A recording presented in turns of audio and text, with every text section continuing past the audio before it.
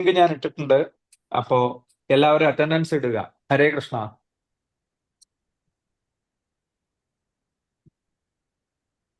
ഹരേ കൃഷ്ണ. ഹരേ കൃഷ്ണ പ്രഭു. കൈവിടട്ടെ. Attendance ഇട്ടിട്ടുണ്ട്. Attendance link ഇട്ടിട്ടുണ്ട്. എല്ലാവരും ഒന്ന് അറ്റൻഡൻസ് ഇട്ടോളൂ. ഹരേ കൃഷ്ണ. ഹരേ കൃഷ്ണ.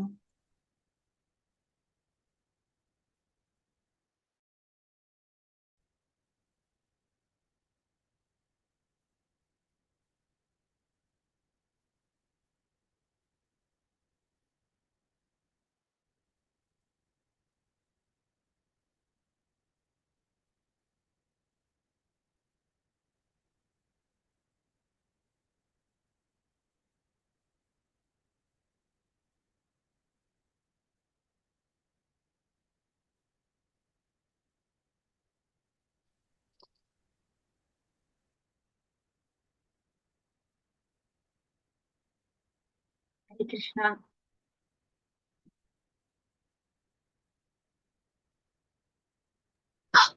ഹരേ കൃഷ്ണ. ഹരേ കൃഷ്ണ. ഓം നമോ ഭഗവതേ വാസുദേവായ. ഓം നമോ ഭഗവതേ വാസുദേവായ. ഓം നമോ ഭഗവതേ വാസുദേവായ. ഓം അജ്ഞാനതിമിരാന്ധസ്യ ജ്ഞാനാഞ്ജനശലാകയാ ചക്ഷുരുന്മീലിതം യേന തസ്മൈ ശ്രീഗുരവേ നമഃ. ശ്രീചൈതന്യമനോഭീഷ്ടം സ്ഥാപിതം യേന ഭൂതലെ സ്വയം രൂപകഥാ മഹ്യം ദദാതി സ്വപദാന്തികം.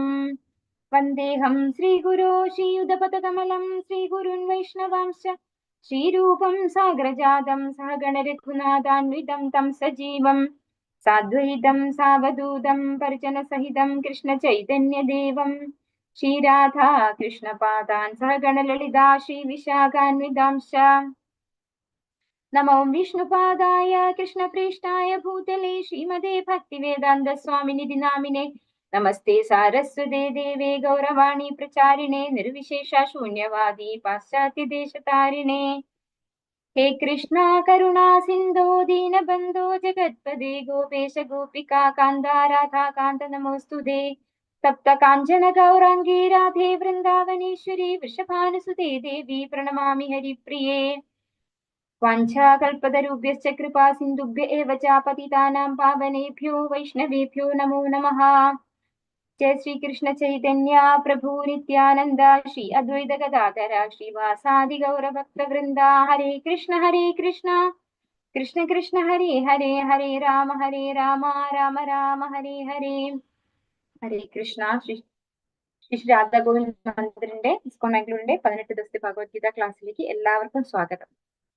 ഹരേ കൃഷ്ണ. ഇന്ന് നമ്മൾ എടുക്കേണ്ട ചാപ്റ്റർ അധ്യായം 5 കർമ്മ സന്യാസ യോഗ എന്നാണ് ശ്രീമദ് ഭഗവത്ഗീതയില് അധ്യായത്തിന്റെ പേര്. ശ്രീല പ്രഭുപാദര് കൊടുത്തിരിക്കുന്ന പേര് കർമ്മയോഗം കൃഷ്ണാവബോധത്തിൽ പ്രവർത്തനം. അതായത് കർമ്മ സന്യാസ യോഗ എന്ന് പറഞ്ഞു കഴിഞ്ഞാല് ശ്രീല പ്രഭുപാദര് പറയുന്നു കർമ്മയോഗം കൃഷ്ണാവബോധത്തിൽ പ്രവർത്തനം.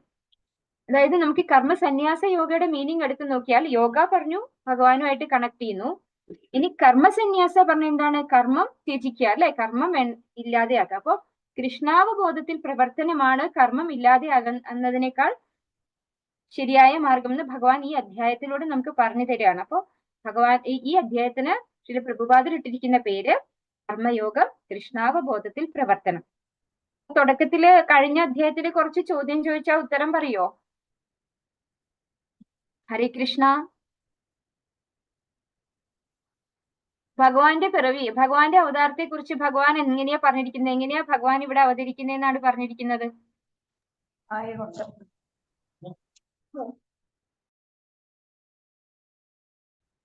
ഹരേ കൃഷ്ണ. എങ്ങനെയാണ്? സംഭവാമി ആത്മമായ അല്ലെ, ഭഗവാൻ അവതരിക്കുകയാണ് ചെയ്യുന്നത്. ഭഗവാന്റെ ശരീരം എന്താണ്? നമ്മുടേത് പോലെ ഭൗതിക ശരീരമാണോ ഭഗവാന്റേത്? ഹരേ കൃഷ്ണ. ഇന്നലെ ക്ലാസ് അറ്റൻഡ് ചെയ്തില്ലേ? ഇന്നലെ എല്ലാരും പറഞ്ഞു മനസ്സിലായിന്ന്. ഭഗവാന്റെ ശരീരം എന്താണ്? അതീന്ദ്രിയ ശരീരമാണ്. സത്ത് ചിത്ത് ആനന്ദം അല്ലെ, സത്ത് ചിത്ത് ആനന്ദമാണ് ഭഗവാന്റെ ശരീരം. സച്ചിദാനന്ദം രൂപം വിഗ്രഹം അല്ലെ, ഭഗവാന്റെ രൂപം സച്ചിദാനന്ദ വിഗ്രഹമാണ്. പിന്നെ എന്താ പഠിച്ചത് ഇന്നലെ? പരമ്പര ഗുരുവിനെ സ്വീകരിക്കേണ്ടതിന്റെ ഇമ്പോർട്ടൻസ് പറഞ്ഞു തന്നു അല്ലെ. പരമ്പരയിലൂടെ മാത്രമേ ഭഗവാനെ കുറിച്ച് അറിയാൻ സാധിക്കുള്ളൂ എന്ന് കഴിഞ്ഞ ക്ലാസ്സിൽ പഠിച്ചില്ലേ. ഭഗവാന്റെ അവതാരത്തിനെ കുറിച്ച്. എന്തിനാണ് ഭഗവാൻ അവതരിക്കുന്നത് ഇവിടെ? ധർമ്മം രക്ഷിക്കാനും ഭക്തരെ രക്ഷിക്കാനും. അതെ, അതായത് ധർമ്മത്തിന് ഗ്ലാനി സംഭവിക്കുമ്പോൾ ധർമ്മത്തെ പുനരുദ്ധരിക്കാൻ വേണ്ടിയിട്ട് ഭഗവാൻ അവതരിക്കുന്നു. ഭഗവാൻ ജനിക്കുന്നില്ല, ഭഗവാന് ജനനമില്ല, മരണമില്ല. അപ്പൊ ഭഗവാൻ എന്താണ് ചെയ്യുന്നത്? അവതരിക്കുകയാണ് ചെയ്യുന്നത്. പിന്നെ ഭക്തന്മാരെ രക്ഷിക്കാനും വിനാശായ ച ദുഷ്കൃതികളെ നിഗ്രഹിക്കാനും. പിന്നെ ചൈതന്യ മഹാപ്രഭുവിനെ കുറിച്ച് പറഞ്ഞു. ഭഗവാന്റെ ജന്മകർമ്മങ്ങൾ എന്താണ്? ദിവ്യമാണ് അല്ലെ. ഭഗവാന്റെ ജന്മകർമ്മങ്ങളെ കുറിച്ച് നമ്മൾ പഠിച്ചാൽ നമുക്ക് എന്താണ് ഗുണം കിട്ടുക? നമ്മള് ഭഗവാന്റെ അടുത്തേക്ക് തിരിച്ചു പോകുമെന്നാണ് കഴിഞ്ഞ ക്ലാസ്സിൽ നമ്മൾ പഠിച്ചത്. പിന്നെ അതുപോലെ യഥാമാം പ്രപത്യന്തി താം സദൈവ ഭജാമ്യഹം മമ വർത്താനുവർത്തന്തി മനുഷ്യ പാർത്ഥ സർവശഃ അല്ലെ. കഴിഞ്ഞ ക്ലാസ്സിൽ നമ്മൾ എങ്ങനെയാണ് ഏത് തോതനുസരിച്ച് നമ്മൾ ഭഗവാനെ ആശ്രയിക്കുന്നതിന്റെ, ഭഗവാനെ ശരണം പ്രാപിക്കുന്നതിന്റെ തോതനുസരിച്ചാണ് നമുക്ക് ഭഗവാൻ പ്രതിഫലം തരുന്നത്. ഇനി നമുക്ക് 5-ാമത്തെ അധ്യായം കർമ്മസന്യാസ യോഗ, കൃഷ്ണാവബോധത്തിൽ പ്രവർത്തനം അല്ലെ. കർമ്മയോഗം, കൃഷ്ണാവബോധത്തിൽ പ്രവർത്തനം. ആ ക്ലാസ്സിൽ തുടങ്ങാം. അർജുന ഉവാച സന്യാസം കർമ്മണാം കൃഷ്ണ പുനർയോഗം ച ശംസസി യച്ഛ്രേയ ഏതയോരേകം തന്മേ ബ്രൂഹി സുനിശ്ചിതം. അർജുനൻ പറഞ്ഞു, കൃഷ്ണ, കർമ്മം ഉപേക്ഷിക്കണമെന്നൊരിക്കൽ അങ്ങ് എന്നോട് ആവശ്യപ്പെടുന്നു. പിന്നെ ഭക്തി പുരസരം കർമ്മം അനുഷ്ഠിക്കാൻ പറയുന്നു. ഈ രണ്ടിലും വെച്ച് ശ്രേയസ്കരമായത് ഏതാണെന്ന് ദയവായി എനിക്ക് പറഞ്ഞു തരുമോ? അതാണ് നമ്മൾ കർമ്മസന്യാസം എന്ന് പറഞ്ഞാൽ എന്താണ്? കർമ്മം ഉപേക്ഷിക്കലാണ് അല്ലെ. കർമ്മസന്യാസ യോഗ എന്നാണ് അധ്യായത്തിന്റെ പേര്. അപ്പൊ അർജുനൻ ഇവിടെ ചോദിക്കുകയാണ്, ഭഗവാൻ എന്നോട് കർമ്മം ഉപേക്ഷിക്കണം എന്നൊരിക്കൽ പറഞ്ഞു, പിന്നെ പറയുന്നു ഭക്തി പുരസരം കർമ്മം അനുഷ്ഠിക്കണം എന്ന്. അപ്പൊ ഇത് രണ്ടിലും വെച്ച് ഏതാണ് ശ്രേയസ്കരമായത് എന്ന് അർജുനൻ ചോദിക്കുകയാണ്. ഇവിടെ നമുക്ക് കാണാം ഒരു സന്യാസിയുടെ പിക്ചർ. അതായത് അദ്ദേഹം കാഷായ വസ്ത്രം ധരിച്ച് കയ്യിൽ ഒരു കമണ്ടലും എടുത്തിട്ടുണ്ട്. പക്ഷെ കയ്യിൽ എന്താണ്? സിഗരറ്റും ഉണ്ട്, ഒരു മൊബൈലും ഉണ്ട് അല്ലെ. അദ്ദേഹത്തിന് എങ്ങനെയാണ് സന്യാസി ആവാൻ കഴിയും? അദ്ദേഹം വിഷയസുഖം, ഇന്ദ്രിയ സുഖങ്ങളിൽ നിന്ന് ഒട്ടും മോചിക്കപ്പെട്ടിട്ടില്ല അല്ലെ. അദ്ദേഹം ഇപ്പോഴും വിഷയസുഖത്തിലാണ് ഇരിക്കുന്നത്. ഒരു സെക്കൻഡ് കേട്ടോ.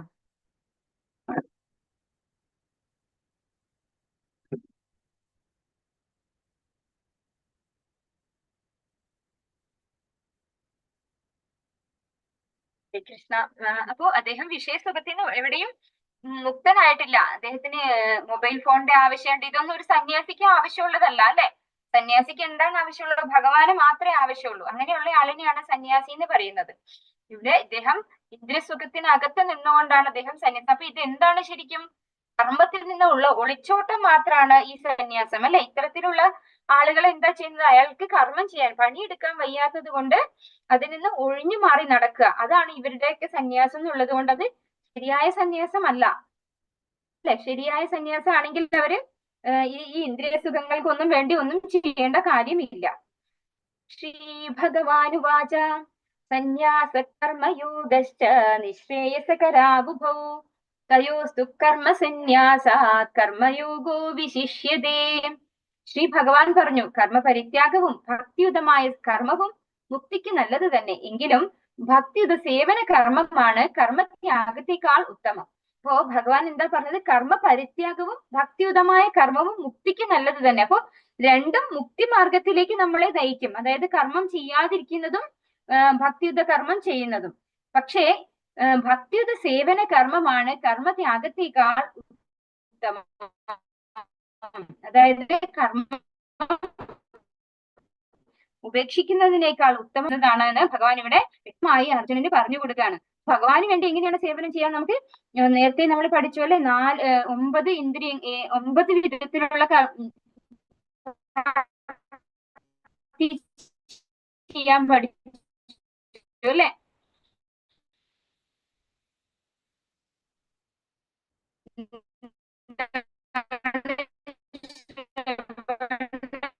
കീർത്തനം, വിഷ്ണോസ് ഭക്തിയുത സേവനം ചെയ്യാൻ സാധിക്കും.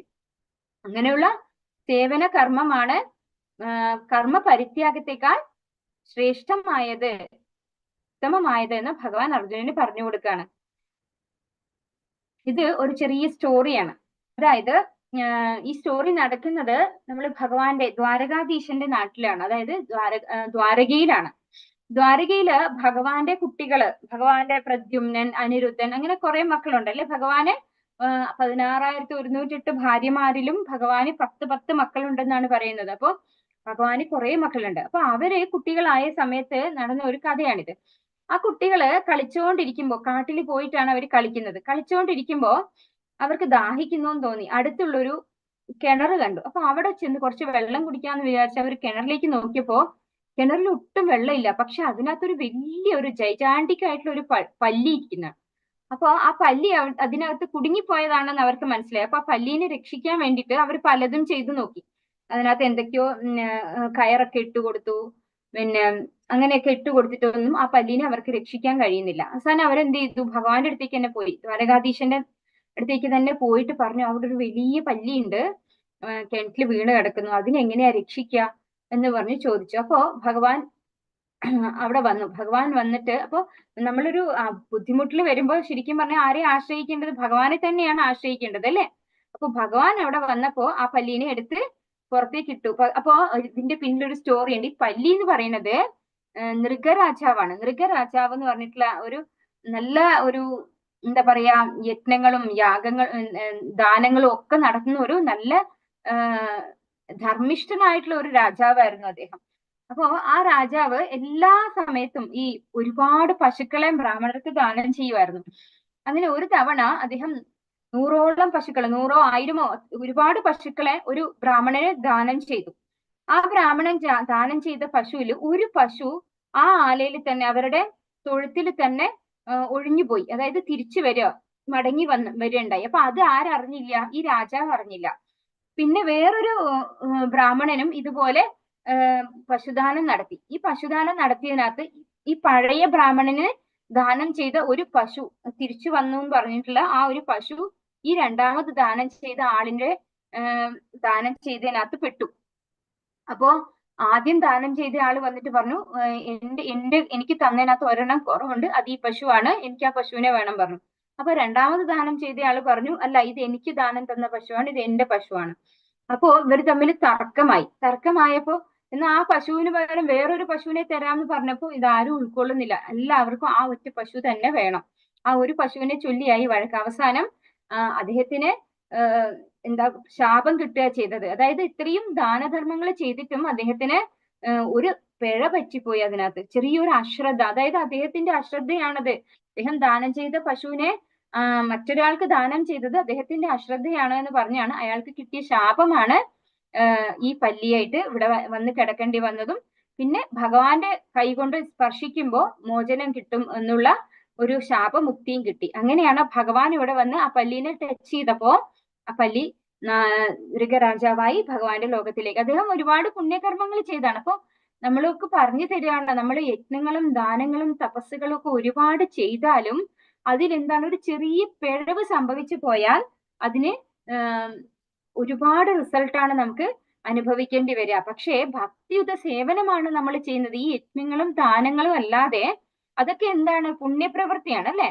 പക്ഷെ യജ്ഞങ്ങളും ദാനങ്ങളും അല്ലാതെ ഭഗവത് സേവനമായിട്ട് ഭഗവാന്റെ തിരുനാമം ജപിക്കുക അല്ലെങ്കിൽ ഭഗവാന് സേവനങ്ങൾ ചെയ്യുകയാണെങ്കിൽ അതിനൊരു കുറവും വരില്ല അല്ലെ. അതിന് ഒരു പാകപ്പിഴയും പ്രശ്നമല്ല. ഭഗവാന്റെ തിരുനാമം ജപിക്കുകയും ഭഗവാന്റെ സേവനത്തില് സ്വല്പം അപ്യസ്യ ധർമ്മസ്യ ത്രായതേ മഹതോ ഭയാത് എന്ന് 2ാമത്തെ അധ്യായത്തിൽ നമ്മൾ പഠിച്ചു അല്ലെ. ബാക്കിയുള്ള ഏത് കാര്യത്തിനും അതിന്റെ ഒരു ക്വാളിറ്റി കിട്ടില്ല.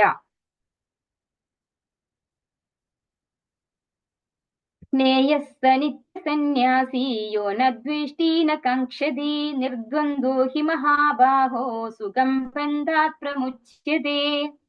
കർമ്മഫലങ്ങൾ ആഗ്രഹിക്കുകയോ വെറുക്കുകയോ ചെയ്യാത്ത ആളാണ് നിത്യസന്യാസി.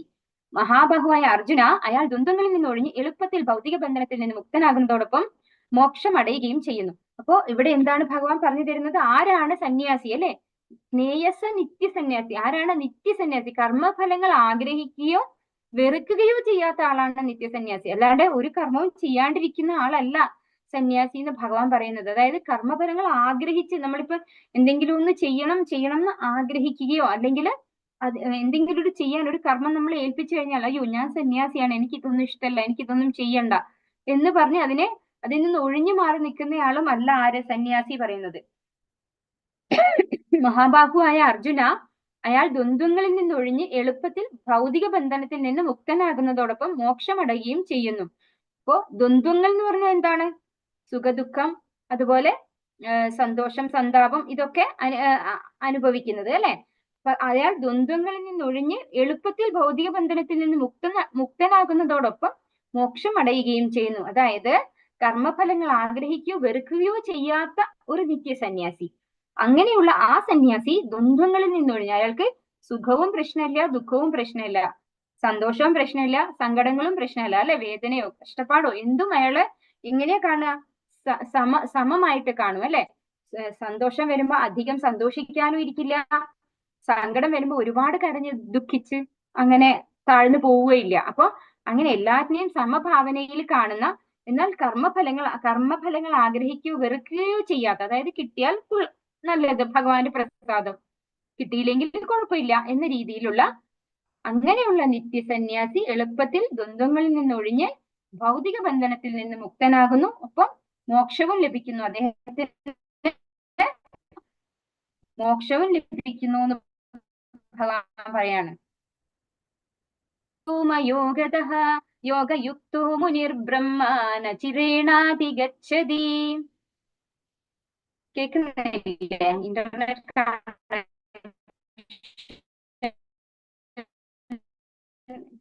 അൺസ്റ്റേബിൾ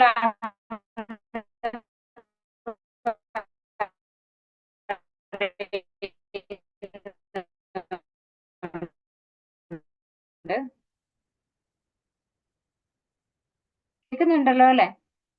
ഹരേ കൃഷ്ണ. എല്ലാ കർമ്മങ്ങളും ത്യജിച്ചു എന്നിരിക്കലും ഭക്തിയുടെ ഭഗവത് സേവനത്തിൽ ഏർപ്പെടാതെ ആർക്കും സന്തുഷ്ടി നേടാനാവില്ല. ഭക്തിയുടെ സേവനത്തിൽ ഏർപ്പെട്ടിരിക്കുന്ന ചിന്താശാലിയായ ഒരു വ്യക്തി അജിരേണ പരമപദം പ്രാപിക്കും. എല്ലാ കർമ്മങ്ങളും ത്യജിച്ചു എന്നിരിക്കലും ഭക്തിയുടെ സേവനത്തിൽ ഏർപ്പെടാതെ ആർക്കും സന്തുഷ്ടി നേടാനാവില്ല. അപ്പോ സന്യാസിയാണ് ഞാൻ എന്ന് പറഞ്ഞ് എല്ലാ കർമ്മങ്ങളും ത്യജിച്ച് മാറി നിന്നത് കൊണ്ട് ആർക്കും സന്തുഷ്ടി ഉണ്ടാവില്ല. ആ ആളിന്റെ ലൈഫിൽ എവിടെയും സന്തോഷം ഉണ്ടാവില്ല എന്നാണ് ഭഗവാൻ പറയുന്നത്. ഭക്തി സേവനത്തിൽ ഏർപ്പെട്ടിരിക്കുന്ന ചിന്താശാലിയായ ഒരു വ്യക്തി ജിരേണ പരമപദം പ്രാപിക്കും. അതായത് ഭക്തി സേവനമല്ലാതെ വെറും ഒരു സന്യാസം എന്ന് പറഞ്ഞ് ഒരു കർമ്മവും ചെയ്യാതിരുന്നത് കൊണ്ട് യാതൊരു പ്രയോജനം ഇല്ല എന്നാണ് ഭഗവാൻ പറയുന്നത്. അപ്പോ എല്ലാ കർമ്മങ്ങളും ത്യജിച്ചിട്ടും ഭക്തിയുടെ സേവനം ചെയ്യാൻ നമുക്ക് സാധിക്കണം. അങ്ങനെയാണെങ്കിൽ നമ്മൾ കർമ്മഫലങ്ങളും ത്യജിച്ചാലും രണ്ടു തരത്തിലായാലും നമുക്ക് ഗുണമുണ്ട്. അങ്ങനെയുള്ളവർക്ക് മുക്തി കിട്ടും എന്ന് ഭഗവാൻ ആദ്യം തന്നെ പറഞ്ഞു അല്ലെ. പക്ഷെ ഇവിടെ എന്താ ഭഗവാൻ പറയുന്നത്? കർമ്മങ്ങൾ ത്യജിച്ചു, പക്ഷെ ഭക്തിയുടെ സേവനം ചെയ്യില്ല, ഞാൻ ഒന്നും ചെയ്യില്ല എന്ന് പറഞ്ഞിരിക്കുകയാണ്. അങ്ങനെയാണെങ്കിൽ അയാൾക്ക് സന്തോഷം ഉണ്ടാവില്ല. പിന്നെയോ ഭക്തിയുടെ സേവനത്തിൽ ഏർപ്പെട്ടിരിക്കുന്ന ചിന്താശാലിയായ ഒരു വ്യക്തി അചിരേണ എന്ന് പറഞ്ഞാൽ എന്താണ്? വളരെ പെട്ടെന്ന് തന്നെ ഭഗവാന്റെ പരമപദം പ്രാപിക്കുകയും ചെയ്യും. ഭക്തിയുടെ സേവനത്തിൽ ഏർപ്പെട്ടിരിക്കുന്ന വ്യക്തിക്ക് പെട്ടെന്ന് ഭഗവാന്റെ അടുത്തേക്ക് തിരിച്ചു പോകാൻ സാധിക്കും. ഇവിടെ നമുക്ക് കാണാം ശ്രീല പ്രഭുപാദർ ഭഗവാന്റെ കീർത്തനങ്ങൾ ചെയ്തുകൊണ്ടിരിക്കുന്നത് അല്ലെ. അതാണ് ഭക്തിയുടെ സേവനം എന്ന് പറഞ്ഞു കഴിഞ്ഞാൽ നമ്മൾ ഭഗവാനെ സന്തോഷിപ്പിക്കുന്ന കാര്യങ്ങൾ എന്തും ഭക്തിയുടെ സേവനമാണ്. അത് ഭഗവത്ഗീത, ഭാഗവതം പോലെയുള്ള ഗ്രന്ഥങ്ങൾ പാരായണം ചെയ്യാം, ഭഗവാന്റെ കീർത്തനങ്ങൾ ചെയ്യാം, ഭഗവാനെ നിവേദ്യങ്ങൾ അർപ്പിക്കാം, ഭഗവാന് പൂജകൾ അല്ലെ, ആരതി ഒഴിയാം, അങ്ങനെയൊക്കെ ചെയ്യാം നമുക്ക് അല്ലെ. ഇതൊക്കെ എന്താണ്? ഭഗവത് സേവനമാണ്. അങ്ങനെയുള്ള വ്യക്തി പെട്ടെന്ന് ഭഗവാന്റെ പരമപദം പ്രാപിക്കും. ബ്രഹ്മണ്യാധായ കർമാണി സംഗം ത്യക്ത്വാ കരോതി യഃ ലിപ്യതേന സ പാപേന പത്മപത്രമിവാംഭസാ. ആസക്തി കൂടാതെ ഫലത്തെ പരമപുരുഷന് സമർപ്പിച്ചുകൊണ്ട് തന്റെ കർത്തവ്യങ്ങൾ അനുഷ്ഠിക്കുന്ന ഒരാളെ താമരയിലയിൽ വെള്ളം എന്ന പോലെ ദുഷ്കർമ്മങ്ങൾ ബാധിക്കുകയില്ല. വളരെ നല്ലൊരു ഉദാഹരണമാണ് അല്ലെ. ആസക്തി കൂടാതെ ഫലത്തെ പരമപുരുഷന് സമർപ്പിച്ചുകൊണ്ട് തന്റെ കർത്തവ്യങ്ങൾ അനുഷ്ഠിക്കുന്ന ഒരാളെ താമരയിലയിൽ വെള്ളം എന്ന പോലെ ദുഷ്കർമ്മങ്ങൾ ബാധിക്കുകയില്ല. എന്താണ്? നമ്മൾ എന്തെങ്കിലും ഒരു കർമ്മം ചെയ്തിട്ട് അതിൽ നിന്ന് എന്തെങ്കിലും ഫലം കിട്ടണം എന്ന് ആഗ്രഹിക്കാൻ പാടില്ല അല്ലെ. ആ ഫലത്തെ എന്ത് വേണം? ഭഗവാന് സമർപ്പിക്കണം. ഇത് ഭഗവാനുള്ള കാണിക്കയായിട്ട് ഭഗവാന് വേണ്ടിയിട്ട് നമ്മളെ കൊണ്ട് ചെയ്യാൻ പറ്റുന്നത് അത് മാത്രമാണ് അല്ലെ. എന്തെങ്കിലും ഒരു ജോലി ചെയ്ത് നമുക്ക് അതിൽ നിന്ന് വരുമാനോ അല്ലെങ്കിൽ എന്തെങ്കിലും ഒരു ഗുണമോ നമുക്ക് കിട്ടുകയാണെങ്കിൽ അത് ഭഗവാന് സമർപ്പിക്കുക. ഭഗവാന് സമർപ്പിക്കുമ്പോൾ അങ്ങനെയുള്ള ആളിനെ എന്താ പറയുന്നത്? ആ ആളിന്റെ കർത്തവ്യത്തിൽ നിന്ന്, അതായത് കർത്തവ്യങ്ങളെ അനുഷ്ഠിക്കുന്ന ഒരാളെ താമര ഇലയിൽ വെള്ളം എന്ന പോലെ, അതായത് താമര ഇല കണ്ടിട്ടുണ്ടാവും എല്ലാവരും അല്ലെ, അതിനകത്ത് വെള്ളം എങ്ങനെയാണ് ഉണ്ടാവുക, ഉരുണ്ടിരിക്കും അല്ലെ. ഒരു കാറ്റ് വന്നാൽ അത് ഇങ്ങോട്ട് പോവും, മറ്റൊരു കാറ്റിനത് അങ്ങോട്ടും പോകും. ആ ഇലയിൽ എവിടെയും എന്താണ് ഓയിൽ പരത്തിയതുപോലെ ഉണ്ടാവും അല്ലെ. വെള്ളം ഒന്നും എവിടെയും ടച്ച് ആയതായിട്ടോ ഇല ചീഞ്ഞു പോവില്ല, ഇലയിൽ വെള്ളം തങ്ങിയത് കൊണ്ട് ഇലയ്ക്ക് എന്തെങ്കിലും ഒരു ഡീക്കേ സംഭവിക്കില്ല, ആ ഇലയിൽ വെള്ളം ഉള്ളതായി പോലും നമുക്ക് തോന്നൂല. അപ്പൊ അങ്ങനെയാണ് ദുഷ്കർമ്മങ്ങള് ആ വ്യക്തിയെ ബാധിക്കാതിരിക്കുക. അതായത് ആ ഇലയിൽ വെള്ളത്തിന്റെ നനവ് പോലും കാണാനുണ്ടാവില്ല താമര ഇലയില്. അതുപോലെ ഏത് വ്യക്തിയെ ഭഗവാന് വേണ്ടി കർമ്മം ചെയ്തിട്ട് ആ ഫലം ഭഗവാന് സമർപ്പിക്കുന്ന വ്യക്തിയെ ദുഷ്കർമ്മങ്ങൾ ബാധിക്കുകയില്ല എന്ന് ഭഗവാൻ പറഞ്ഞു കൊടുക്കാണ് അർജുനന്. അപ്പൊ എങ്ങനെയാണ് നമ്മളൊക്കെ കർമ്മം ചെയ്യേണ്ടത് എന്നുള്ളതിന്റെ ഒരു വിവരണമാണ് നമുക്ക്. ഇതുകൊണ്ടാണ് നമ്മളെ ഭഗവത്ഗീത നമ്മുടെ ലൈഫ് മാനുവൽ ആണെന്ന് പറയുന്നത്. എങ്ങനെ നമ്മൾ, ഇതിപ്പോ അർജുനന് മാത്രം കൊടുക്കുന്ന ഒരു ഉപദേശമല്ല, നമ്മൾക്ക് കൂടെ ഭഗവാൻ തരുന്ന ഒരു ഉപദേശമാണ്. അപ്പൊ ഇതൊക്കെ നമുക്ക് ഈസി ആയിട്ട് ചെയ്യാൻ സാധിക്കുന്ന കാര്യമാണ് അല്ലെ. നമ്മള് നിത്യം ചെയ്യുന്ന കാര്യം, അതായത് ഡെയിലി നമ്മളെ ഒക്യുപ്പേഷണൽ ഡ്യൂട്ടീസ്, നമുക്ക് ജോലി ചെയ്യണം, നമുക്ക് വീട്ടിൽ അതുപോലെ അമ്മമാരാണെങ്കിൽ ഭക്ഷണം പാകം ചെയ്യണം, കുട്ടികളെ പരിപാലിക്കണം. അപ്പൊ ഇതൊക്കെ ഭഗവാന് വേണ്ടി സമർപ്പിച്ചുകൊണ്ട് നമുക്ക് ചെയ്യാവുന്നതേ ഉള്ളൂ. അതിനൊന്നും നമുക്ക് ഒരു സ്പെഷ്യൽ എഫേർട്ടോ ഒരു അഡീഷണൽ ടൈമോ ഒന്നും വേണ്ട അല്ലെ. അപ്പൊ അങ്ങനെ ആ ഫലങ്ങളൊക്കെ നമ്മൾ ചെയ്യുന്ന, ഒരു അമ്മയുടെ ജോലി ഒരു അമ്മ ചെയ്യുന്നത് എന്താണ്, ഒരു കർത്തവ്യമാണത് അല്ലെ. ആ കർത്തവ്യം നമ്മൾ ഭഗവാന് സമർപ്പിക്കുകയാണ്. എന്താണ്, ഭഗവാന്റെ ഒരു അംശമാണ് എല്ലാ ജീവാത്മാവും. മാത്രമല്ല ഭഗവാൻ എല്ലാവരുടെ ഉള്ളിലും ഉണ്ട് അല്ലെ, എല്ലാവരുടെയും ഹൃദയത്തിൽ ഭഗവാൻ ഇരിക്കുന്നുണ്ട് പരമാത്മാവായിട്ട്. അപ്പൊ അങ്ങനെയുള്ള ഭഗവാന്റെ ഒരു അംശമാണ്. ഭഗവാൻ ഇരിക്കുന്ന ഒരു ശരീരം എന്ന് പറഞ്ഞാൽ എന്താണ്, ഒരു ഭഗവാൻ ഇരിക്കുന്ന സ്ഥലം എന്ന് പറഞ്ഞാൽ എന്താണത്, അമ്പലമാണ് അല്ലെ. അപ്പൊ നമ്മള് കുട്ടികളാവട്ടെ ഭർത്താവാകട്ടെ എല്ലാവരും എന്താണ്, ഭഗവാന്റെ ഒരു പാർട്ടാണ് അല്ലെ, ഭഗവാന്റെ ഒരു അംശമാണ് അവരൊക്കെ. അപ്പൊ അവർക്കൊക്കെ ചെയ്യുന്ന സേവനം പോലും നമുക്ക് എന്താണ്, ഭഗവാന് വേണ്ടി സമർപ്പിച്ചുകൊണ്ട് ചെയ്യാൻ സാധിക്കും. അങ്ങനെ ചെയ്യുമ്പോ എന്താണ്, ആ അമ്മ അല്ലെങ്കിൽ ആ ഭാര്യ ചെയ്യുന്ന കർമ്മഫലങ്ങളിൽ നിന്ന് ആ അമ്മയ്ക്ക് അല്ലെങ്കിൽ ഭാര്യയ്ക്ക് മുക്തിയാവാൻ പറ്റും. അവർക്ക് ദുഷ്കർമ്മങ്ങൾ അവരെ ബാധിക്കില്ല. അതായത് എന്ത് നമ്മൾ ചെയ്യുന്നോ ആ കാര്യങ്ങളൊക്കെ ഭഗവാന് സമർപ്പിച്ചുകൊണ്ട് ചെയ്തു കഴിഞ്ഞാല് നമുക്ക് ആ കർമ്മഫലങ്ങൾ ബാധിക്കില്ല. ഇത് മോശമാവട്ടെ നല്ലതാവട്ടെ, പുണ്യകർമ്മങ്ങൾ ചെയ്താൽ എന്താ സംഭവിക്കുക, സ്വർഗത്തിലേക്ക് പോവുക ചെയ്യുക അല്ലെ, ഭഗവാന്റെ അടുത്തേക്ക് പോകില്ല. അപ്പൊ ഭഗവാന് വേണ്ടി സേവനം ചെയ്തു കഴിഞ്ഞാൽ എന്താണ്, ഭഗവാന്റെ അടുത്തേക്ക് നമുക്ക് പോകാൻ പറ്റും. അപ്പൊ ഈ ഒരു ശ്ലോകമൊക്കെ നമുക്ക് ഉള്ള ശ്ലോകങ്ങളാണ്, നമ്മൾ കൃത്യമായിട്ട് മനസ്സിലാക്കി കൊണ്ടുപോകണം. ഈ ഭഗവത്ഗീത പഠിക്കുമ്പോൾ ഇത് ലൈഫ് മാനുവൽ ആണ്. ഇതിൽ നമ്മൾ പഠിക്കുന്ന കാര്യങ്ങൾ നമ്മൾ പ്രാക്ടിക്കലായിട്ട് നിത്യജീവിതത്തിൽ നമ്മൾ ചെയ്യാനുള്ള കാര്യങ്ങളാണെന്ന് മനസ്സിലാക്കിക്കൊണ്ട് നമ്മൾ പഠിക്കണം കേട്ടോ. കർമ്മഫലം തിക്വാ ശാന്തിമാപ്നോതി നൈഷ്ഠികീം അയുക്ത കാമകാരേണ ഫലേ സക്തോ നിബധ്യതേ. സ്ഥിരചിത്തനായ ഒരു ഭക്തൻ കർമ്മഫലങ്ങളെല്ലാം എനിക്കർപ്പിക്കുന്നത് കൊണ്ട് സമ്പൂർണ്ണ സമാധാനം നേടുന്നു. എന്നാൽ ഈശ്വരനിൽ നിന്ന് വേർപെട്ടു നിൽക്കുന്നവൻ തന്റെ കർമ്മഫലങ്ങളിൽ അത്യാഗ്രാഹിയാകയാൽ അദ്ദേഹം അതിൽപ്പെട്ട് വലയുന്നു. അതായത് സ്ഥിരചിത്തനായ ഒരു ഭക്തൻ, ആരാണ് സ്ഥിരചിത്തൻ, അതും 2ാമത്തെ അധ്യായത്തിൽ നമ്മൾ പഠിച്ചു അല്ലെ. സ്ഥിതധി, ആരാണ് സ്ഥിതധി എന്ന് 2ാമത്തെ അധ്യായത്തിൽ നമ്മൾ പഠിക്കുന്നുണ്ട്. അതായത് ഒരുപാട് ദുഃഖിക്കുകയോ ഒരുപാട് സന്തോഷിക്കുകയോ ചെയ്യാത്ത ഒരാള്, അതുപോലെ എന്താണ് സുഖദുഃഖങ്ങളെയൊക്കെ ഒരുപോലെ കണ്ട് ഒന്നിനോടും അമിതമായ ആസക്തി ഇല്ലാതെ എല്ലാം ഭഗവാന് സമർപ്പിച്ചുകൊണ്ട് ചെയ്യുന്ന ഒരാളിനെയാണ് സ്ഥിതധി എന്ന് പറയുന്നത് അല്ലെ. ഈ സ്ഥിരചിത്തനായിട്ടുള്ള ഒരു ഭക്തൻ കർമ്മഫലങ്ങളെല്ലാം ഭഗവാന് സമർപ്പിക്കുന്നത് കൊണ്ട് സമ്പൂർണ്ണ സമാധാനം നേടുന്നു എന്നാണ് പറഞ്ഞു തരുന്നത്. അതായത് നമ്മൾ എന്ത് കർമ്മം ചെയ്യുന്നു അതിൽ നിന്ന് റിസൾട്ട് വരുന്നതൊക്കെ ഭഗവാന് സമർപ്പിക്കുന്നു എന്ന്, സർവം ശ്രീ കൃഷ്ണാർപ്പണമസ്തു എന്ന് പറഞ്ഞുകൊണ്ട് സ്വീകരിക്കുകയാണെങ്കിൽ അത് ആ വ്യക്തിക്ക് എന്താണ് റിസൾട്ട് കിട്ടുന്നത്, പൂർണ്ണ സമാധാനമാണ്. ആർക്കും ഈ ഭൗതിക ലോകത്ത് പൂർണ്ണ സമാധാനം കിട്ടാറില്ല അല്ലെ. പക്ഷെ ഭഗവാന്റെ ഭക്തന്മാർക്ക് ഭഗവാൻ ഗ്യാരണ്ടി തരാണ്. ഇത് ഭഗവാന്റെ വാണിയാണ്. ഭഗവാനാണ് ഈ ശ്ലോകം പറയുന്നത്. ഭഗവാൻ സ്വയം ഭഗവാനാണ്. അപ്പൊ ആ ഭഗവാൻ പറയുന്നത് അവർക്ക് പൂർണ്ണ സമാധാനം നേടുന്നു എന്നാണ്. അപ്പൊ ആർക്കെങ്കിലും മനസമാധാനം കിട്ടുന്നില്ല അല്ലെങ്കിൽ സമ്പൂർണ്ണ സമാധാനം ഇല്ല എന്ന് പറഞ്ഞാൽ അതിന്റെ അർത്ഥം എന്താണ്, അവര് ഭഗവാന് വേണ്ടിയല്ല കർമ്മം ചെയ്യുന്നത്, അവരവർക്ക് വേണ്ടിയാണ് കർമ്മം ചെയ്യുന്നത്. അതുകൊണ്ടാണ് അവർക്ക് പൂർണ്ണ സമാധാനം കിട്ടാത്തത്.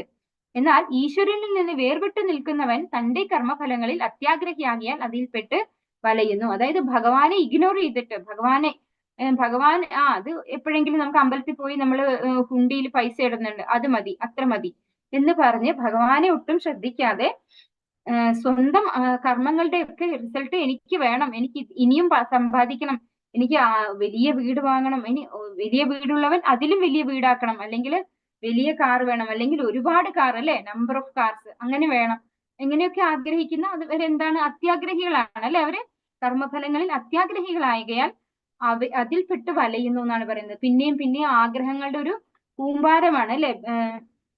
നമ്മളോട് എന്താണ് ഹരിനാമ കീർത്തന ഹരിനാമ കീർത്തനത്തിനകത്ത് പറയുന്നുണ്ടല്ലോ, 10 കിട്ടുകിൽ 100 മതി എന്നും, ശതമാകിൽ സഹസ്രം മതി എന്നും, 1000 പണം കയ്യിലുണ്ടാകും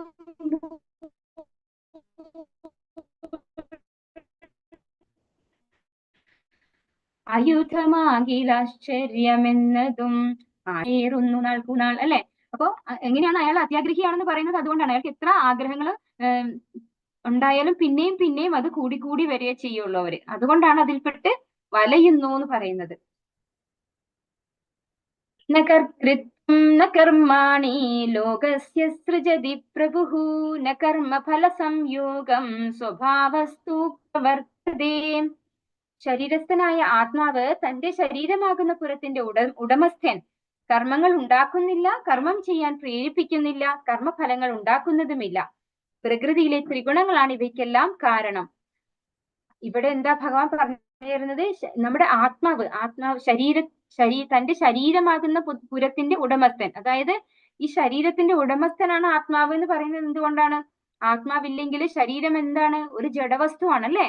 അതുകൊണ്ടാണ് ആത്മാവിനെ ശരീരത്തിന്റെ ഉടമസ്ഥനാണെന്ന് പറയുന്നത്. അങ്ങനെയുള്ള ഉടമസ്ഥനായിട്ടുള്ള ആത്മാവ് കർമ്മങ്ങൾ ഉണ്ടാക്കുന്നില്ല, കർമ്മം പ്രേരിപ്പിക്കുന്നില്ല, കർമ്മഫലങ്ങൾ ഉണ്ടാക്കുന്നുമില്ല. പിന്നെ ആരാണ് ഇതൊക്കെ ചെയ്യിക്കുന്നത്? പ്രകൃതിയിലെ ത്രിഗുണങ്ങളാണ് ഇവയ്ക്കെല്ലാം കാരണം. അതിവിടെ എവിടെയാ പറഞ്ഞിരിക്കുന്നത്? സ്വഭാവസ്തു പ്രവർത്തേ. ഈ സ്വഭാവം എന്ന് പറയുന്നത് എന്താണ്?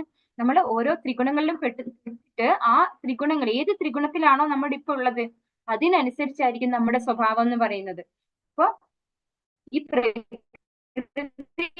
ഭൗതിക പ്രകൃതിയിലെ ത്രിഗുണങ്ങളാണ് ഈ പറയുന്ന എല്ലാ കർമ്മങ്ങൾക്കും കാരണം. ഇത് നമ്മൾ 3-ാമത്തെ അധ്യായത്തിലും പഠിച്ചു അല്ലെ. പ്രകൃതി ക്രിയമാണാനി ഗുണൈകർമാണി സർവശഃ അഹങ്കാര വിമൂഢാത്മാ കർത്താഹമിതി മന്യതേ അല്ലെ. അപ്പോ ഈ നമ്മുടെ ആത്മാവ് എന്ന് പറയുന്നത് അതിനെന്താണ്? അത് ഭഗവാന്റെ തന്നെ അംശമാണ് അല്ലെ.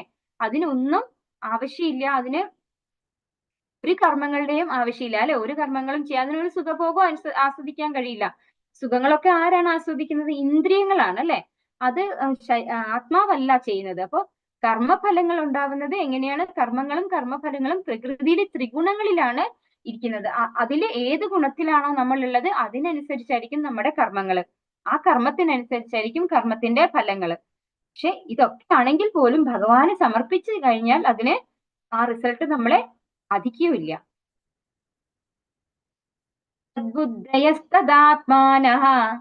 തദ്ബുദ്ധയസ്തദാത്മാനഃ തന്നിഷ്ഠാസ്തത്പരായണാഃ ഗച്ഛന്ത്യ പുനരാവൃത്തിം ജ്ഞാനനിർധൂതകൽമഷാഃ. ബുദ്ധിയും മനസ്സും വിശ്വാസവും ആശ്രയവും എല്ലാം പരമ്പൊരുളിൽ കൃഷ്ണനിൽ ഉറപ്പിച്ചു നിർത്തുമ്പോൾ പരിപൂർണ ജ്ഞാനത്താൽ സംശയങ്ങൾ ഒഴിഞ്ഞ് മുക്തിമാർഗത്തിൽ മുന്നേറുന്നു. അപ്പോ ബുദ്ധിയും മനസ്സും വിശ്വാസവും ആശ്രയവും ഇതൊക്കെ ആരിൽ ഉറപ്പിക്കണം എന്നാണ് പറയുന്നത്? ഭഗവാനില്. ഭഗവാൻ ശ്രീകൃഷ്ണനിൽ ഉറപ്പിച്ചു നിർത്തുമ്പോൾ പരിപൂർണ ജ്ഞാനത്താൽ സംശയങ്ങൾ ഒഴിഞ്ഞ് മുക്തിമാർഗത്തിൽ മുന്നേറുന്നു. എന്തുകൊണ്ടാണ്? ഈ 3, അതായത് ബുദ്ധിയും മനസ്സും ഭഗവാനിൽ ഉറപ്പിച്ചു കഴിഞ്ഞാൽ തന്നെ പിന്നെ നമുക്ക് 100% ആയി അല്ലെ.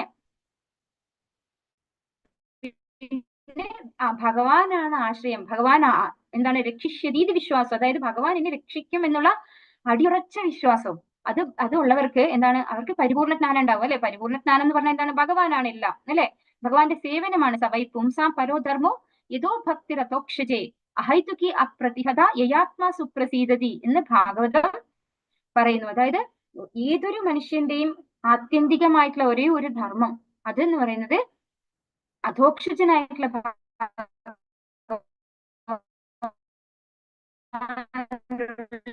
ഭക്തിയുടെ സേവനമാണ്.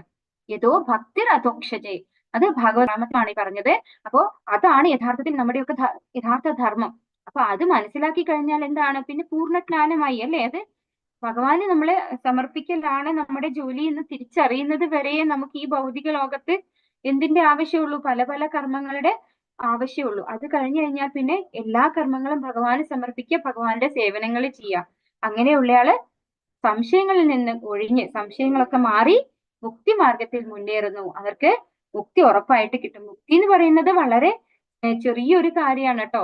പിന്നെ ഭക്തിയത് സേവനം ചെയ്യുന്നയാൾക്ക് മുക്തിയുടെ ആവശ്യമില്ല എന്നാണ് പറയുന്നത്. അതായത് മുക്തി അവരുടെ വീട്ടുവാതിൽക്കൽ ഇങ്ങനെ ഞാൻ എന്ത് സർവീസ് ആണ് ചെയ്യേണ്ടതെന്ന് ചോദിച്ചുകൊണ്ട് അവരുടെ അടുത്ത് നിൽക്കുകയാണെന്നാണ് പറയുന്നത്. ആചാര്യന്മാർ അങ്ങനെയാ പറയുന്നത്. അങ്ങനെ ഭക്തിയുത സേവനം ചെയ്യുന്ന, ഭഗവാന്റെ സേവനം ചെയ്യുന്ന ഒരാളുടെ വീട്ടുവാതിക്കല് കാവല് നിൽക്കുകയാണ് മുക്തി. എന്നെ ഒന്ന് ശ്രദ്ധിക്കൂ. പക്ഷെ അവരെ മുക്തി ആരും ശ്രദ്ധിക്കാറില്ല, ഭക്തന്മാര് ശ്രദ്ധിക്കാറില്ല. ഭക്തന്മാർക്ക് എന്തേ വേണ്ടൂ, ഭഗവാന്റെ സേവനം മാത്രമേ വേണ്ടൂ. ചൈതന്യ മഹാപ്രഭു പറയുന്നുണ്ട്, ജീവേര സ്വരൂപ നിത്യേര കൃഷ്ണദാസ്. അതായത് ജീവന്റെ സ്വരൂപം എന്ന് പറയുന്നത് ഭഗവാന്റെ നിത്യദാസനാണ്. എന്തുകൊണ്ടാണ് അങ്ങനെ പറയുന്നത്? നമ്മൾക്കറിയാം, നമ്മളെ കാര്യങ്ങൾ എടുത്തു നോക്കിയാൽ ഇവൻ ഒരു ഏറ്റവും ഹൈ പൊസിഷനിൽ ഇരിക്കുന്ന ഒരു മാനേജർ ആവട്ടെ, അല്ലെങ്കിൽ ഒരു സിഇഒ ആവട്ടെ, അല്ലെങ്കിൽ ഒരു എന്താ പറയുക, ഏറ്റവും ഹയർ പൊസിഷനിൽ ഇരിക്കുന്ന ഒരാളാവട്ടെ, അദ്ദേഹത്തിന്റെ വീട്ടിലെത്തി കഴിഞ്ഞാൽ അദ്ദേഹം എന്താ ചെയ്യാ, അയാളുടെ ഭാര്യയ്ക്ക് എന്തെങ്കിലും സർവീസ് ചെയ്യും, അല്ലെങ്കിൽ കുട്ടികളുടെ അടുത്ത് കളിക്കുന്നുണ്ടാവും അല്ലെ. അപ്പൊ ആ വ്യക്തിയും എന്താണ് ചെയ്യുന്നത്, ഏറ്റവും ഹയർ പൊസിഷനിൽ ഇരിക്കുന്ന ആളും ആർക്കെങ്കിലും ഒക്കെ സർവീസ് ചെയ്യുന്നുണ്ടാവും. അത് എന്തുകൊണ്ടാണ്? അപ്പൊ ഇപ്പൊ ഭാര്യയാണ് ഭർത്താവിന് സേവനം ചെയ്യും, ഭർത്താവ് ഭാര്യയ്ക്ക് സേവനം ചെയ്യും, അച്ഛനമ്മമാര് മക്കൾക്ക് ചെയ്യും, അച്ഛനമ്മമാർക്ക് ചെയ്യും അല്ലെ. ഇങ്ങനെ ഓരോരോ വ്യക്തിയും ആർക്കെങ്കിലും ആയിട്ട് സേവനങ്ങൾ ചെയ്തുകൊണ്ടേ ഇരിക്കുന്നുണ്ട് ഈ ഭൗതിക ലോകത്ത്. എന്തുകൊണ്ടാണ് അത് ചെയ്യുന്നത്? കാരണം ഒരു ജീവന്റെ ബേസ് എന്ന് പറയുന്നത്, യഥാർത്ഥത്തിലുള്ള ഒരു ജോലി പറയുന്നത് സർവീസ് ആണ്, അതായത് സേവനമാണ്. പക്ഷെ ആർക്ക് സേവനം ചെയ്യണം എന്നുള്ളത് ആർക്കറിയില്ല. ഈ ഭൗതിക ലോകത്തിൽ വന്നിട്ട് ഒരു ജീവാത്മാവിനെ അറിയില്ല. അവര് വിചാരിക്കുന്നു ഞാൻ ഇന്നയാളിനെ സേവനം ചെയ്താൽ എനിക്ക് സന്തോഷമായിട്ടിരിക്കാം എന്ന് വിചാരിക്കുന്നു. പക്ഷെ അങ്ങനെ ഒരു സേവനം ചെയ്തു തുടങ്ങുമ്പോ ഓ ഇതല്ല ചെയ്യേണ്ടത് എന്ന് തോന്നും. അപ്പൊ വേറൊരാളിലേക്ക് അത് റീഡയറക്ട് ചെയ്യും അല്ലെ.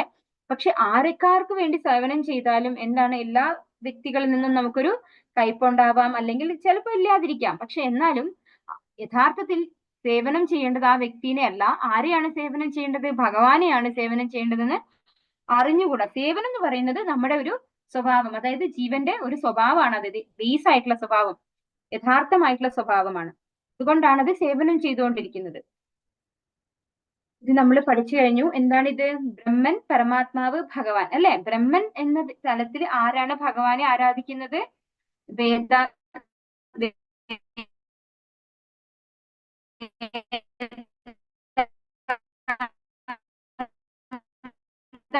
പഠിക്കുന്നവര്, അതുപോലെ ഭഗവാനെ കുറിച്ച് തിയറിറ്റിക്കൽ നോളജ്, ഭഗവാനെ കുറിച്ച് ഇങ്ങനെ തിരിച്ചറിവില്ലാതെ ഭഗവാൻ ഒരു വ്യക്തിയാണ് ഇല്ലാത്ത ആളുകള് ഭഗവാന്റെ ശരീരം എന്താണ്, ഭഗവാന്റെ ശരീരത്തിന് അത് ഭയങ്കര തേജസ് ഉള്ളതാണ് അല്ലെ. ആ പ്രകാശത്തെയാണ് അവര് ആരാധിക്കുന്നത്. അതാണ് ബ്രഹ്മൻ എന്ന തലത്തിൽ ഇരിക്കുന്നത്. പരമാത്മാവായിട്ട് ആരാണ് ഭഗവാനെ പ്രാർത്ഥിക്കുന്നത്? യോഗികൾ അല്ലെ.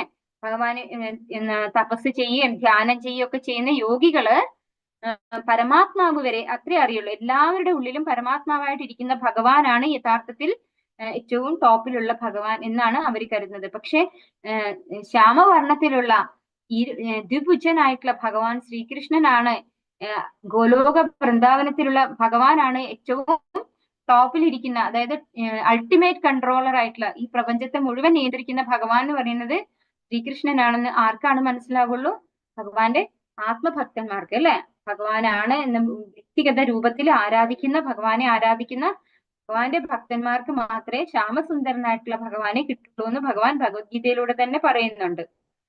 ബ്രഹ്മസംഹിതയിലും ഭഗവാൻ പറയുന്നുണ്ട്, അദ്വൈതം അച്യുതം അനാദിം അനന്തരൂപം ആദ്യം പുരാണ പുരുഷം നവയൗവനം ച വേദേഷു ദുർലഭം ആത്മഭക്തവും ഗോവിന്ദമാദി പുരുഷം തമഹം ഭജാമി. അപ്പൊ അതിലും ഭഗവാൻ പറയുന്നുണ്ട് ആത്മഭക്തവും, അതായത് ഭഗവാന്റെ ഭക്തന്മാർക്ക് മാത്രമേ ഭഗവാനെ കുറിച്ച് അറിയാൻ സാധിക്കുള്ളൂ, അല്ലെങ്കിൽ ഭഗവാൻ ശ്യാമസുന്ദരനായിട്ടുള്ള ഭഗവാനെ കിട്ടുള്ളൂ. വിനയസമ്പന്നേ ബ്രാഹ്മണേ ഗവിഹസ്തിനി ശുനി ചൈവ ശപാകീ ച പണ്ഡിതാ സമദർശിനഃ. അറിവും വിനയവുമുള്ള ബ്രാഹ്മണനെയും പശുവിനെയും ആനയെയും നായയെയും നായ്മാംസം ഭക്ഷിക്കുന്ന ചണ്ടാലനെയും സമദൃഷ്ടിയോടെയാണ് യഥാർത്ഥ ജ്ഞാനമുള്ളവരായ വിനയാന്വിതരായ പണ്ഡിതന്മാർ വീക്ഷിക്കുന്നത്. ഇതൊരു നല്ല ശ്ലോകമാണ്. എന്താണ് നമ്മുടെ ഒരു പൊസിഷൻ? നമ്മളൊക്കെ ചിലരൊക്കെ വിചാരിക്കും നമ്മൾ ഒരുപാട് നാമം ജപിക്കുന്നുണ്ട്, ഞാൻ നല്ല ഭക്തനാണ് അല്ലെങ്കിൽ ഭക്തയാണ് എന്നൊക്കെ ചിലരൊക്കെ ചിന്തിക്കുന്നവരുണ്ടാവും. അവർക്കൊക്കെ സെൽഫ് അനലൈസ് ചെയ്യാൻ പറ്റുന്ന ഒരു ശ്ലോകാണിത്. ഇതിലെന്താ പറയുന്നത്? അറിവും വിനയവുമുള്ള ബ്രാഹ്മണനെയും പശുവിനെയും ആനയെയും നായയെയും നായ്മാംസം ഭക്ഷിക്കുന്ന ചണ്ടാളനെയും സമദൃഷ്ടിയോടെയാണ് യഥാർത്ഥ ജ്ഞാനമുള്ളവരായ വിനയാന്വിതരായ പണ്ഡിതന്മാർ വീക്ഷിക്കുന്നത്. അതായത് നല്ല അറിവുള്ള ഒരു ബ്രാഹ്മണനെയും പിന്നെയോ അറിവും വിനയവുമുള്ള ഒരു ബ്രാഹ്മണനെയും പശുവിനെയും ആനയെയും ഇങ്ങനെയുള്ള എല്ലാ മൃഗങ്ങളെയും അതുപോലെ നായിനെയും നായ്മാംസം ഭക്ഷിക്കുന്ന ചണ്ടാളനെ പോലും അവര് ഒരേ കണ്ണോടുകൂടി, ഇവരിലൊക്കെ എന്താണ്? ഭഗവാനുണ്ട് പരമാത്മാവായിട്ട്, അല്ലെ? നമുക്കറിയാം, ഒരു തെരുവ് നായയാണെങ്കിൽ പോലും അത് നല്ല എന്താ പറയാ, അതിനെ കുളിച്ചിട്ടുണ്ടാവില്ല, അത് വൃത്തി ഉണ്ടാവില്ല, അതിനെ നന്നായി നാറുന്നുണ്ടാവും. പക്ഷെ അതില് ജീവൻ ഉണ്ടെങ്കിൽ അതിന്റെ ഉള്ളിലും ആരുണ്ട്? പരമാത്മാവായിട്ട് സ്വയം ഭഗവാൻ ഇരിക്കുന്നുണ്ട്, അല്ലെ? ആ ഒരു അതിന്റെ ഒരു വൃത്തികേടോ ഒന്നും ഭഗവാൻ ഒരു മൈൻഡും ചെയ്യുന്നില്ല. ഭഗവാൻ ഒരു എന്താ പറയാ, ഇത്രയും വൃത്തികെട്ട ഒരു ജീവിയുടെ ഉള്ളിൽ ഞാൻ ഇരിക്കില്ല എന്ന് ഒരിക്കലും ഭഗവാൻ പറയുന്നില്ല. അപ്പൊ ഭഗവാൻ എന്താണ്? ഭഗവാന്റെ അംശമായിട്ടുള്ള ജീവാത്മാവിനോട് അത്രയേറെ ഇഷ്ടവുമാണ്, അതുപോലെ തന്നെ കരുതലാണ്, അതിനെ സംരക്ഷിക്കുന്നുണ്ട്, അതിന്റെ ആഗ്രഹങ്ങൾ സാധിച്ചു കൊടുക്കുന്നുണ്ട്. അപ്പൊ അത്രയും കാരുണ്യമൂർത്തിയായിട്ടുള്ള ഭഗവാനാണ് ഓരോ ജീവാത്മാവിന്റെ ഉള്ളിലും പരമാത്മാവായിട്ടുള്ളതെന്ന് ആർക്ക് മനസ്സിലാക്കാൻ സാധിക്കും? പണ്ഡിതനായിട്ടുള്ള ഒരു വ്യക്തിക്ക്, വിനയാന്വിതനായ പണ്ഡിതന്മാർക്ക് അവരെ ഒരേപോലെ കാണാൻ സാധിക്കും. ഈ അറിവും വിനയമുള്ള ഈ ബ്രാഹ്മണന്റെ ഉള്ളിലും ഈ തെരുവ് നായയായിട്ടുള്ള ആ പട്ടിയുടെ ഉള്ളിൽ, അല്ലെങ്കിൽ ആ പട്ടി മാംസം കഴിക്കുന്ന ഒരു ചണ്ടാളന്റെ ഉള്ളിലും ഒരേ ഭഗവാനാണ് പരമാത്മാവായിട്ടുള്ളതെന്ന് തിരിച്ചറിയാൻ ഒരു പണ്ഡിതന് സാധിക്കും എന്നാണ് പറയുന്നത്. പക്ഷെ നമ്മളൊക്കെ നമ്മുടെ ലൈഫിലെടുത്ത് നോക്കിയാൽ നമുക്ക് സാധിക്കില്ല അതെന്ന് നമുക്ക് മനസ്സിലാവും, അല്ലെ?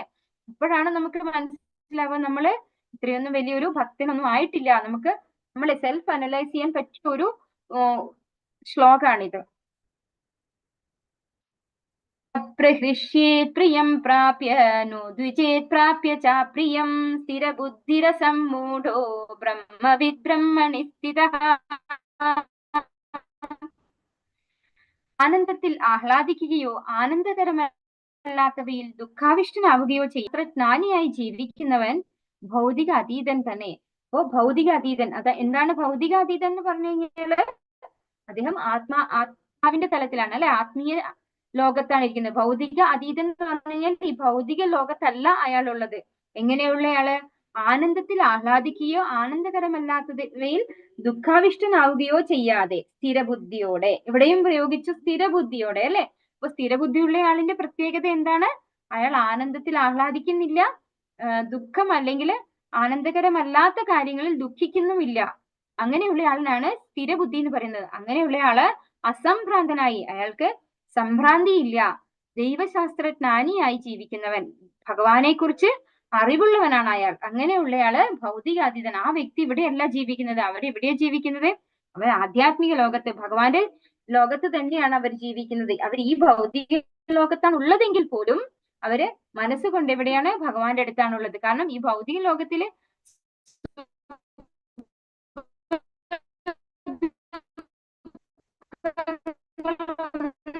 അവരെ ബാധിക്കുന്നില്ല. പറയുന്നത് അശ്വരമായിട്ടുള്ള ഒന്നാണെന്നും ഭഗവാനെ ആശ്രയിക്കുകയും ഭഗവാനെ സമർപ്പിക്കുകയും ചെയ്തു കഴിഞ്ഞാൽ ആനന്ദം വേറെയാണ്. അത് ഈ ഭൗതിക ലോകത്തിൽ നിന്ന് കിട്ടുന്ന ആനന്ദമല്ല, അത് അതിലും ഹയർ ലെവൽ ആയിട്ടുള്ള ഒരു ആനന്ദമാണ്. പക്ഷെ അതിന് ദുഃഖം അങ്ങനെയുള്ള ഒന്നും അനുഭവിക്കേണ്ട ആവശ്യമില്ല. അത് പരമാനന്ദമാണ്. അതായത് സദാ ആ ഒരു ബ്രഹ്മതലം എന്ന് പറയില്ലേ, അങ്ങനെ ഒരു സന്തോഷം കിട്ടുന്ന ഒരു തലമാണ്. സംസ്പർശജാ ഭോഗാ ദുഃഖയോനയ ഏവ തേ ആദ്യന്തവന്ത കൗന്ദേയാനതേഷുരമതേ ബുധഃ. ബുദ്ധിമാൻ ഭൗതികേന്ദ്രിയങ്ങളുമായുള്ള ബന്ധം മൂലമുണ്ടാകുന്ന ദുഃഖങ്ങളിൽ പങ്കുകൊള്ളാറില്ല. അല്ലയോ കുന്തിപുത്ര, ഭൗതിക സുഖങ്ങൾക്ക് ആദിയും അവസാനവും ഉള്ളതുകൊണ്ട് അവയിൽ ഒരിക്കലും ബുദ്ധിമാന്മാർ സന്തോഷം കൊള്ളുകയില്ല. ഇതിൽ വ്യക്തമായിട്ട് പറയുന്നു എന്താണ്? ബുദ്ധിമാന്മാർ ഭൗതിക ഇന്ദ്രിയങ്ങളുമായുള്ള ബന്ധം മൂലം ഉണ്ടാകുന്ന ദുഃഖങ്ങളിൽ പങ്കുകൊള്ളാറില്ല. അപ്പൊ ഈ ഭൗതിക ലോകത്തിലെ സുഖവും ദുഃഖവും ഒക്കെ എങ്ങനെയാണ് വരുന്നത്? നമ്മുടെ ഭൗതിക ഇന്ദ്രിയങ്ങളുമായിട്ടുള്ള ബന്ധം മൂലമാണ് ഉണ്ടാകുന്നത്. അതുകൊണ്ടാണ് നമ്മൾക്കതില് സന്തോഷം വരുമ്പോ കൂടുതൽ സന്തോഷവും ദുഃഖം വരുമ്പോ കൂടുതൽ വിഷമവും തോന്നുന്നത്. അപ്പൊ ഭൗതിക ഇന്ദ്രിയങ്ങളെ അടക്കിയ ആൾക്കാർക്കാണ് എന്ത് സാധിക്കുക? ഈ സുഖത്തിൽ അധികം സന്തോഷം തോന്നാതിരിക്കുക, വേദന വരുമ്പോ അധികം ദുഃഖം തോന്നാതിരിക്കുന്നത് ഇന്ദ്രിയങ്ങളെ നിയന്ത്രിച്ച് നിർത്തിയിട്ടുള്ള ആളുകൾക്കാണ്. അപ്പോ ബുദ്ധിമാന്മാർ ഇങ്ങനെയുള്ള സന്തോഷങ്ങളിൽ പങ്കുകൊള്ളാറില്ല, പിന്നെ ദുഃഖങ്ങളിലും പങ്കുകൊള്ളാറില്ല. അല്ലയോ കുന്തിപുത്ര,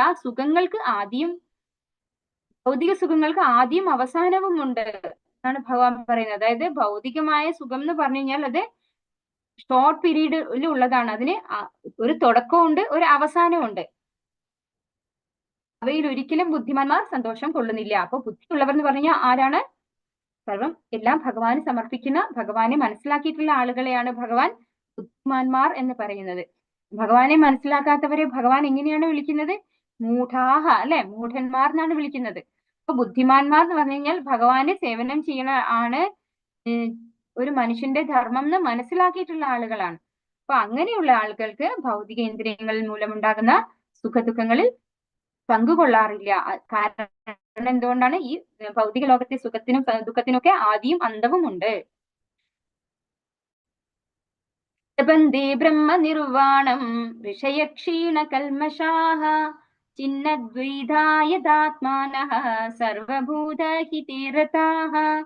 സംശയങ്ങളിൽ നിന്ന് ഉദ്ഭവിക്കുന്ന ദ്വന്ദ്വങ്ങൾക്ക് അതീതരായും മനസ്സ് തന്നിൽ തന്നെ വ്യാപരിക്കുന്നവരും എപ്പോഴും സകല ജീവജാലങ്ങളുടെയും ക്ഷേമൈശ്വര്യ പ്രവർത്തനങ്ങളിൽ തിരക്കിട്ട് പ്രവർത്തിച്ചു കൊണ്ടിരിക്കുന്നവരും സർവ പാപങ്ങളിൽ നിന്നും മോചനം നേടിയവരുമായിട്ടുള്ളവർ ബ്രഹ്മനിർവാണം പോകുന്നു. അതായത് സംശയങ്ങളിൽ നിന്ന് ഉത്ഭവിക്കുന്ന ദ്വന്ദ്വങ്ങൾക്ക് അതീതരായവരും. നമുക്കറിയാം ഈ ഭഗവത്ഗീത 5-ാമത്തെ അധ്യായത്തിൽ ഇപ്പോ ഈ ദ്വന്ദ്വങ്ങളെ കുറിച്ചും സുഖദുഃഖങ്ങളെ കുറിച്ചും ആവർത്തിച്ച് ഭഗവാൻ പറഞ്ഞു തന്നുകൊണ്ടിരിക്കുകയാണ്. ഇത് എന്തിനാണ് ഭഗവാൻ ഇത്രമാത്രം ഇത് ആവർത്തിച്ച് പറയുന്നത്? നമ്മളിൽ അത് അത്രയും പതിച്ചു കിട്ടാൻ വേണ്ടിയിട്ടാണ്. കാരണം നമ്മളൊക്കെ ഈ ഭഗവത്ഗീത, എസ്പെഷ്യലി ഭഗവത്ഗീത, അത് ഒരിക്കൽ കേട്ട് കഴിഞ്ഞാൽ അതങ്ങ് മറന്നു പോകും, അല്ലെ? ഭഗവാൻ അടിവരയിട്ട് ഓരോ ശ്ലോകത്തിലും ഭഗവാൻ പറയാണ് സംശയങ്ങളിൽ നിന്ന് ഉദ്ഭവിക്കുന്ന ദ്വന്ദ്വങ്ങൾക്ക് അതീതരായവരും മനസ്സ് തന്നിൽ തന്നെ വ്യാപരിക്കുന്നവരും എപ്പോഴും സകല ജീവജാലങ്ങളുടെയും ക്ഷേമൈശ്വര്യ പ്രവർത്തനങ്ങളിൽ തിരക്കിട്ട് പ്രവർത്തിച്ചു കൊണ്ടിരിക്കുന്നവരും സർവ പാപങ്ങളിൽ നിന്നും മോചനം നേടിയവരുമായിട്ടുള്ളവർ ബ്രഹ്മനിർവാണം പോകുന്നു. അപ്പോ ഈ ദ്വന്ദ്വങ്ങളിൽ നിന്ന് മുക്തരാവണം എങ്കിൽ മാത്രമേ നമുക്ക് ഭഗവത് സേവനത്തിലേക്ക് ഏർപ്പെടാൻ പോലും സാധിക്കുള്ളൂ. പിന്നെ സകല ജീവജാലങ്ങളുടെയും ക്ഷേമൈശ്വര്യ പ്രവർത്തനങ്ങളിൽ തിരക്കിട്ട് പ്രവർത്തിച്ചു കൊണ്ടിരിക്കുന്നവർ എന്ന് പറഞ്ഞാൽ എന്താണ് ഭഗവാൻ ഉദ്ദേശിക്കുന്നത്? മറ്റുള്ളവർക്ക് നമ്മള് പണം കൊടുത്ത് സഹായിക്കുക, അല്ലെങ്കിൽ അവരുടെ ആശുപത്രി കെട്ടുക, ഇതൊന്നും അല്ല മറ്റുള്ളവരുടെ ക്ഷേമൈശ്വര്യ പ്രവർത്തനങ്ങളിൽ പ്രവർത്തിക്കുക പറയുന്നത്, തിരക്കിട്ട് പ്രവർത്തിക്കുക പറയുന്നത്. ഓരോ മനുഷ്യനും ഭഗവാന്റെ അംശമാണ്, പാർട്ട് ആൻഡ് പാർസൽ ആണ്. ഈ ഭൗതിക ലോകം എന്ന് പറയുന്നത് നശ്വരമാണ്. ഈ ഭൗതിക ലോകത്തിലെ സുഖദുഃഖങ്ങൾക്ക് ആദ്യം അവസാനവും ഉണ്ട്. ഇത് നമ്മൾ ഓരോരുത്തരെയും ബോധ്യപ്പെടുത്തുമ്പോഴും മാത്രമാണ് അവർക്ക് എന്ത് മനസ്സിലാവുള്ളൂ, ഈ കാര്യങ്ങളൊക്കെ. അതായത് നമ്മുടെ എന്തിനാണ് നമ്മൾ ഈ ജന്മം, ഒരു മനുഷ്യ ജന്മം നമുക്ക് കിട്ടിയിരിക്കുന്നത് എന്തിനാണെന്ന് പോലും തിരിച്ചറിവില്ലാതെ ഭൗതികമായിട്ടുള്ള ആഗ്രഹങ്ങൾക്ക് വേണ്ടി ഒന്നിനു പുറകെ ഒന്ന് നേടാനായിട്ട് പോയിക്കൊണ്ടിരിക്കുന്നവരാണ് ഈ ഭൗതിക ലോകത്തിലുള്ള ഓരോ മനുഷ്യരും, അല്ലെ? അങ്ങനെയുള്ള മനുഷ്യർക്ക് ശരിക്കും യഥാർത്ഥത്തില് നമ്മൾ ആരാണ്, നമ്മൾ ഈ ജീവാത്മാവാണ്, അല്ലാണ്ട് ശരീരമല്ല എന്നുള്ള തിരിച്ചറിവോട് കൂടി ഭഗവാനെ കുറിച്ച് പറഞ്ഞു കൊടുക്കുന്നവരാണ് അവരുടെ ക്ഷേമ ഐശ്വര്യ പ്രവർത്തനങ്ങളിൽ തിരക്കിട്ട് പ്രവർത്തിച്ചു കൊണ്ടിരിക്കുന്നവർ എന്ന് ഭഗവാൻ പറയുന്നത്.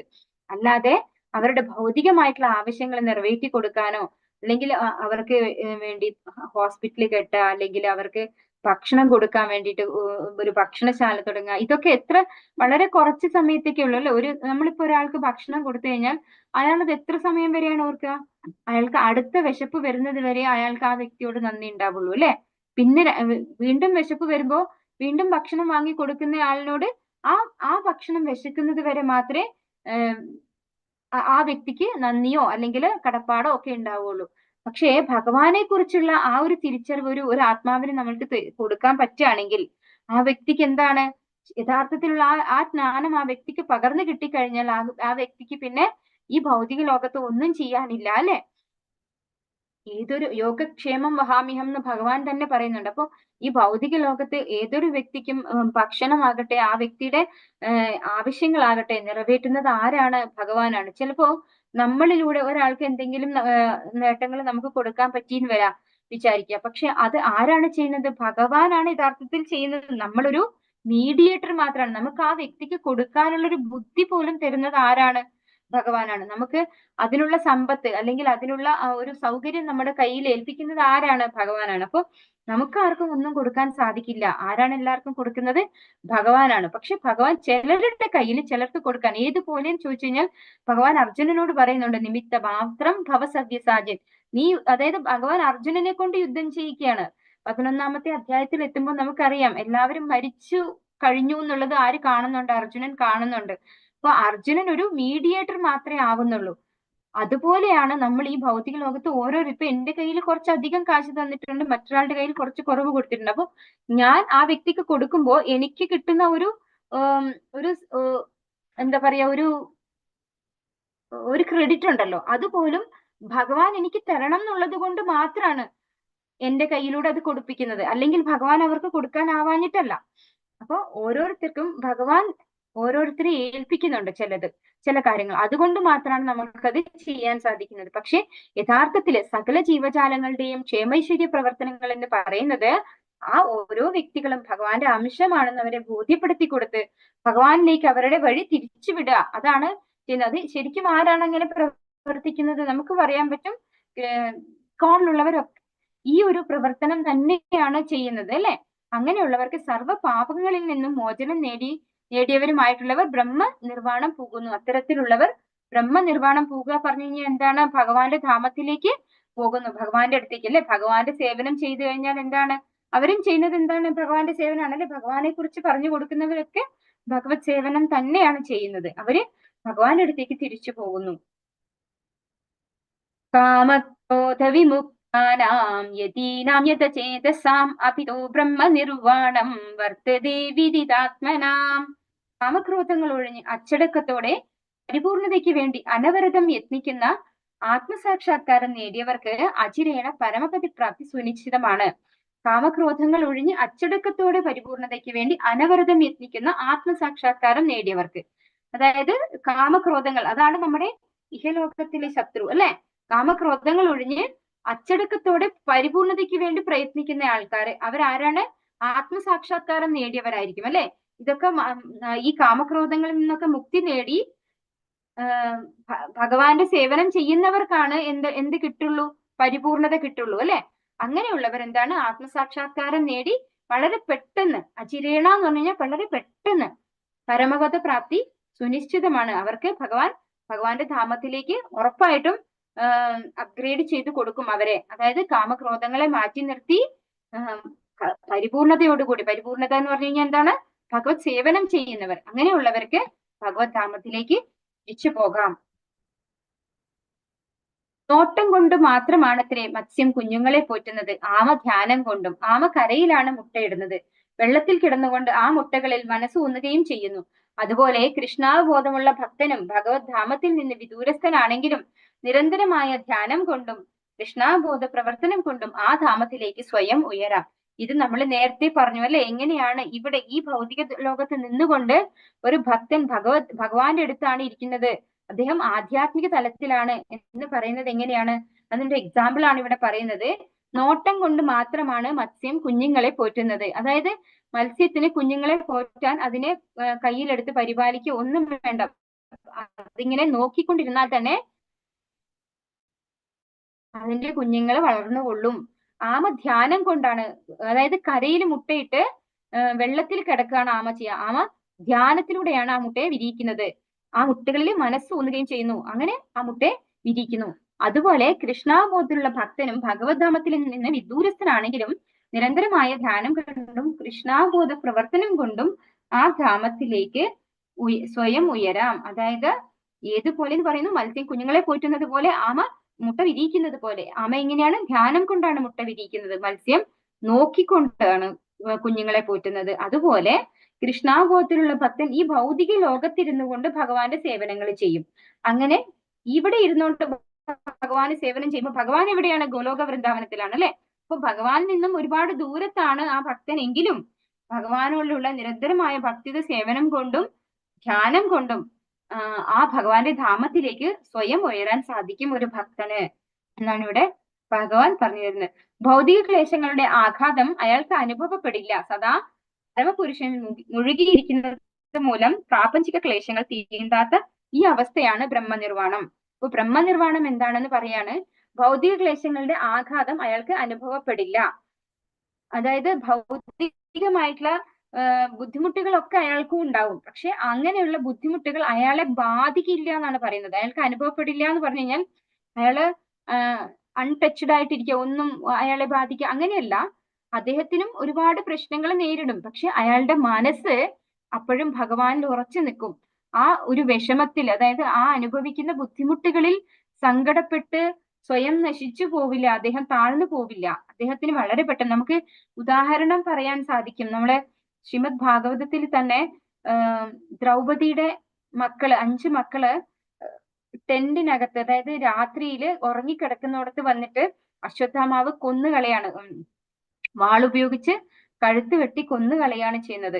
ആ സമയത്ത് ദ്രൗപദി അർജുനൻ ഒക്കെ വളരെ കരയുന്നുണ്ട്. പക്ഷെ അങ്ങനെയൊക്കെ, അതായത് വിഷമം വരുമ്പം അവർക്കും അത് എഫക്ട് ചെയ്യും. പക്ഷെ വളരെ പെട്ടെന്ന് അവർ അതിൽ നിന്ന് മുക്തരാകും. ആ വിഷമത്തിൽ നിന്ന് അവർക്ക് പുറത്തേക്ക് വളരെ പെട്ടെന്ന് കടക്കാൻ പറ്റും.